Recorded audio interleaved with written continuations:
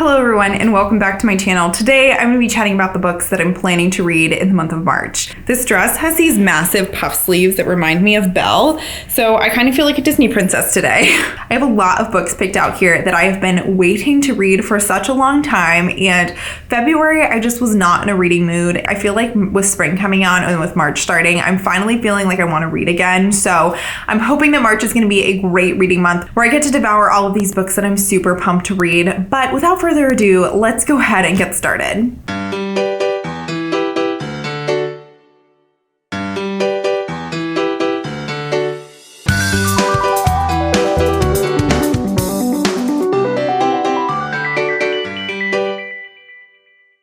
So I'm actually filming a reading vlog in which I am reading the first book that I'm going to talk about, and that should be going up next weekend. And that is The Survivors by Jane Harper. So this is the book of the month book pick of January, and I'm a little bit slow getting to it, but this is a mystery thriller that takes place in a kind of beachy town in Australia. However, as with many mystery thrillers that are set in beachy towns, this is set in the off season, so all of the tourists have left and the only people remaining in the town are the townies. And this off season brings back a bunch of characters that used to live in the town a while ago for different reasons. And as they come back, all these secrets come out about their past life. And then to top everything off, a body washes up on the beach. And so begins this murder mystery whodunit, super atmospheric book. So far, I'm only on page 50. I'm sure by the end of my reading vlog, hopefully I will be a little bit further. I'm loving the atmosphere so much in this book so far. I just get so many eerie, creepy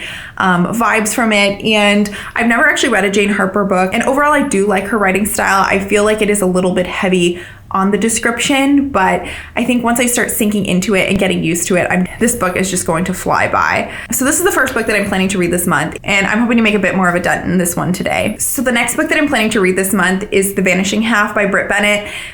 This has been on quite a few of my TBRs, but I think I'm actually going to pick it up this month. My mom actually is reading this one with her book club at the moment, and she is absolutely loving it, and we have very, very similar taste in books, so that's always a good sign. This is a book that follows two sisters. They grow up in this poor, predominantly black town, and different circumstances lead one of the sisters to move away to a predominantly white town, and she is lighter skinned, so she starts to pass as white, and the other sister to stay in the town where they grew up. And it kind of talks about their different experiences and how their lives change after that. Again, I've heard nothing but great things about this and I'm really excited to get into it. I have this feeling that I'm going to be really into atmospheric mystery thrillers this month. I don't know why. I just feel it. So I decided to put The Child Finder by Renee Denfeld on my TBR. This is definitely a TBR veteran. It's been on the shelves for quite a while. I'm planning on doing a bit of a bookshelf clean out and unhaul soon. So I want to try and read the books that have been hanging around for a while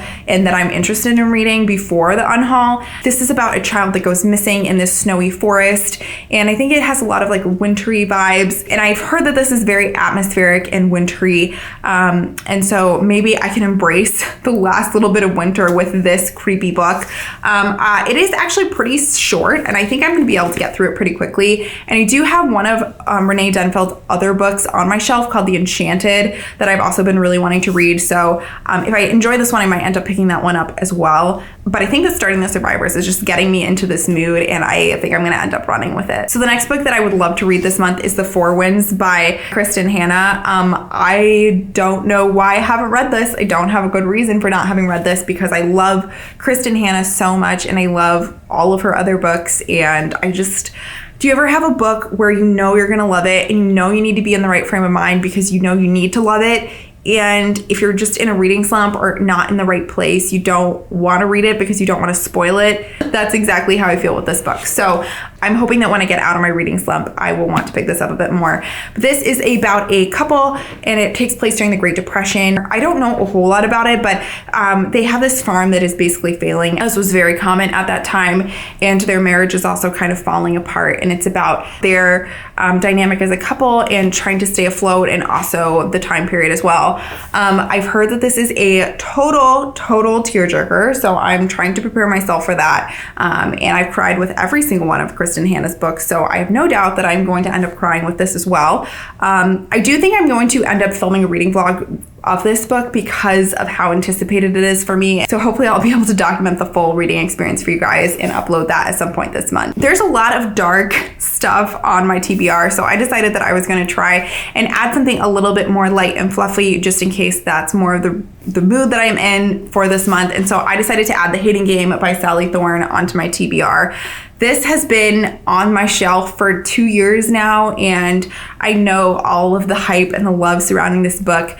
Basically, it's this office romance about these two people that hate each other, but do they really hate each other? Of course, it's going to turn into a romance. And I think Sally Thorne's other books haven't quite got the reviews that this one has, but people universally absolutely love this. So I think this is going to be a perfect balance to some of the other more dark books that I have on my TBR this month. Alrighty guys, that is it for my March TBR. I would love to know what you guys are reading in the month of March, so leave it in the comments down below, and I will see you guys again very soon for another video.